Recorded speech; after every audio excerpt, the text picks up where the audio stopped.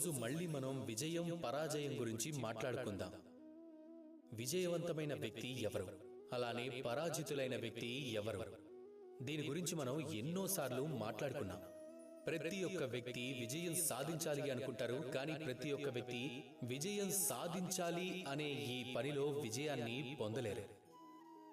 అసలు అలా ఎందుకు జరుగుతుంది? దీని వెనుకున్న కారణం ఏమిటి? కారణం ఉందా? ఉంది. విజయం సాధించిన వ్యక్తి ఎవరు అంటే వారు తమ నిర్ణయంతో ఈ సమస్త సృష్టిని మార్చేయగలుగుతారు. ఇక విజయం సాధించాలనే వ్యక్తి ఎవరు అంటే ఈ ప్రపంచాన్ని చూసి అందరి గురించి ఆలోచించి తమ నిర్ణయాన్ని మార్చుకుంటారు. ముఖ్యమైన విషయం ఏమిటంటే తమ లక్ష్యం గురించి ఆలోచించడం, మార్గం గురించి ఆలోచించడం. ఇక ఒక్కసారి మీరు ఎంచుకున్నారు అంటే ఆ మార్గంలో మీరు ముందుకు వెళ్తూనే ఉండండి, దానిపై దృఢంగా ఉండండి. ఎప్పుడు ఆ మార్గంలోనే నడవండి.